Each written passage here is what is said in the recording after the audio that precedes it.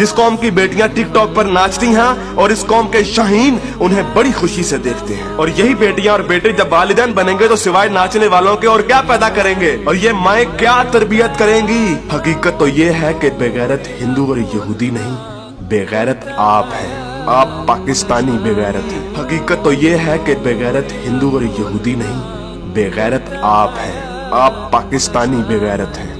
कश्मीरी तो बेवकूफ है कि उन्होंने इस कौम से सारी उम्मीदें लगाई हुई हैं। जिस कौम के नौजवान मुजाहिद भी हैं और मुफ्ती भी हैं, लेकिन सिर्फ फेसबुक, ट्विटर और इंस्टाग्राम के। बल्कि लोग नौजवानों को और इस यूथ को बहुत सराहते हैं, कहते हैं कि ये पाकिस्तान का एसेट है। लेकिन मैं ये कहता हूँ कि ये नौजवान लानत है, लेकिन मैं ये कहता हूँ कि ये नौजवान लानत है। इस वक्त पाकिस्तान की तकरीबन तमाम यूनिवर्सिटीज फहाशी, फहश गोई, गलाजत, नशा, इश्क माशूकी का अड्डा बनी हुई है। इन नौजवानों ने इस्लाम को मजाक बना दिया है।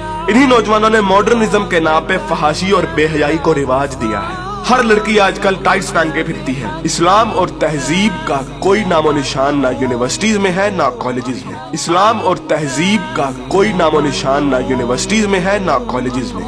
आज के लड़के गर्लफ्रेंड बनाने और लड़कियां बॉयफ्रेंड बनाने को फख्र समझती हैं। इन्हीं नौजवानों में चर्च और सिगरेट एक फैशन बन चुका है। हॉलीवुड के गाने और फिल्में और खुसूसी तौर पे नेटफ्लिक्स आज फैशन, मॉडर्न और पढ़े लिखे होने की अलामत है।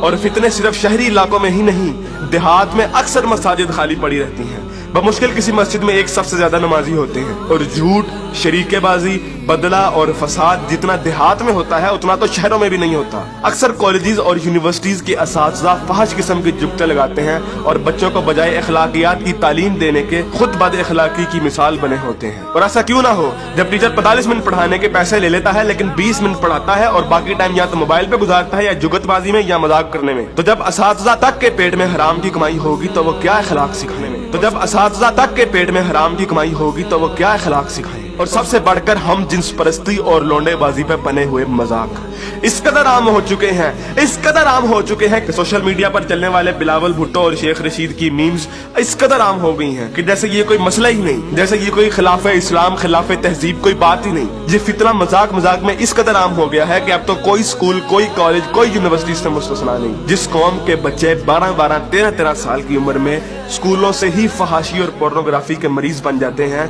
तो क्या वो हवस के पुजारी नहीं बनेंगे। जिस कौम के बच्चे 12-12, 13-13 साल की उम्र में स्कूलों से ही फहाशी और पोर्नोग्राफी के मरीज बन जाते हैं तो क्या वो हवस के पुजारी नहीं बनेंगे। ऐसी जगह ज़ैनब जैसे केस सामने नहीं आएंगे तो और क्या होगा। मुझे हैरत होती है कि हर बंदा मीडिया को तनकीद का निशाना बनाता है, हर बंदा मीडिया को फहाशी का असल कसूरवार ठहराता है, लेकिन खुद को कोई जिम्मेदार नहीं ठहराता जो उस मीडिया को बड़े शौक और बाकायदगी से देखता है और उस मीडिया को अरबों रुपए का बिजनेस भी देता है। बल्कि टीवी और गाने तो इस कौम के लिए आज ऑक्सीजन बन गए हैं। आप अभी किसी नाई की दुकान पर चले जाएं, किसी दर्जी की दुकान पर चले जाएं, हत्ता कि किसी चिकची रक्शे को देख लें, सब जगह गाने और मुजरे चल रहे होंगे। तकरीबन हर बंदे के व्हाट्सएप के स्टेटस पर या तो कोई टिकटॉक की वीडियो या फिर गाने लगे होंगे। और सबसे बढ़कर बेशर्मी और हराम इस कौम में इस कदर सराहियत कर गया है कि अब तो नातों को भी म्यूजिक के बगैर नहीं सुनते, नातों तक के अंदर म्यूजिक लगा दिया गया है। हमारी कौम का तो मजदूर और गरीब बंदा भी उतना ही खबीस है कि जितना अमीर। हर बंदा हराम खाता और कमाता है, फर्क सिर्फ ये है कि कोई ज्यादा खाता है और कोई कम। हकीकत तो ये है कि बेगैरत हिंदू और यहूदी नहीं, बेगैरत आप हैं, आप पाकिस्तानी बेगैरत हैं। मुझे बताइए कि कितने मजदूर और कितने गरीब लोग आप मस्जिद में देखते हैं। किसी बाजार में चले जाएं, मर्दों से कई गुना ज्यादा औरतें नजर आएंगी। औरत अब बाजार की जीनत बन चुकी है, औरत अब बाजार की जीनत बन चुकी है। इस इस्लामी मुआशरे में आज तक किसी को कुरान तर्जुमे से पढ़ने की तौफीक नहीं हुई, और अगर कोई पढ़ता है तो सिर्फ अपने मतलब के दलाइल ढूंढने के लिए। बरेलवी कुरान खोलते हैं तो ईद मिलादुन नबी को सही साबित करने के लिए, शिया कुरान खोलते हैं तो जुलूस और मातम को सही साबित करने के लिए, तबलीगी जमात वाले कुरान खोलते हैं तो सिर्फ तबलीग के दलाइल ढूंढने के लिए, औरतें कुरान खोलती हैं तो मर्दों को निगाहें नीची करने वाली आयत दिखाने के लिए, और मर्द कुरान खोलते हैं तो औरतों को पर्दा करने वाली आयत दिखाने के लिए। और बहुत सी अवाम तो ऐसी है कि जो सिर्फ और सिर्फ वजीफे करने के लिए कुरान खोलती है। यानी इन लोगों ने कुरान को अल्लाह की किताब नहीं बल्कि टेलीफोन डायरेक्टरी बना दिया है। अपने मतलब का नंबर निकाला और डायरेक्टरी बंद। उलमा भी इन लोगों को कुछ नहीं कहते हैं। हर जुम्मे पे उलमा सिर्फ फजाइल की बातें करते हैं, कभी लोगों को ये नहीं कहते कि बेगैरती से कैसे बचा जा सकता है, बदगुमानी से कैसे बचा जा सकता है, झूठ से और फ्रॉड से कैसे बचा जा सकता है। उलमा भी लोगों को नहीं कहते कि कुरान तर्जुमे के साथ पढ़ो और सुनो कि तुम्हारा रब तुम्हें क्या कहता है। اور یقین کیجئے کہ جب آپ قرآن ترجمے کے ساتھ پڑھیں گے تو آپ کو اندازہ ہوگا کہ ایک بار سبحان اللہ جنت نہیں ملنی، عمل کرنا پڑتا ہے، عمل۔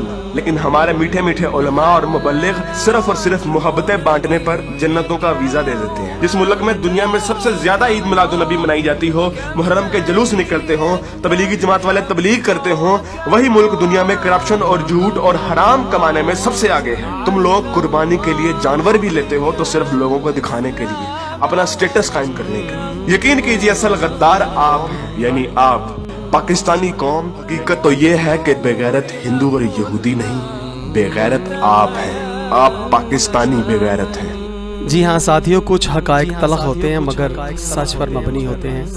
یہی وجہ ہے کہ آج اس بھائی نے حقیقت سے پردہ اٹھایا اور پاکستانی قوم کو اس کا چہرہ دکھانے کی بھرپور کوشش کی، مگر بات وہی ہے کہ جب اندر حرام ہوگا تو پھر کبھی بھی اس کے اثرات حلال والے ہو ہی نہیں سکتے۔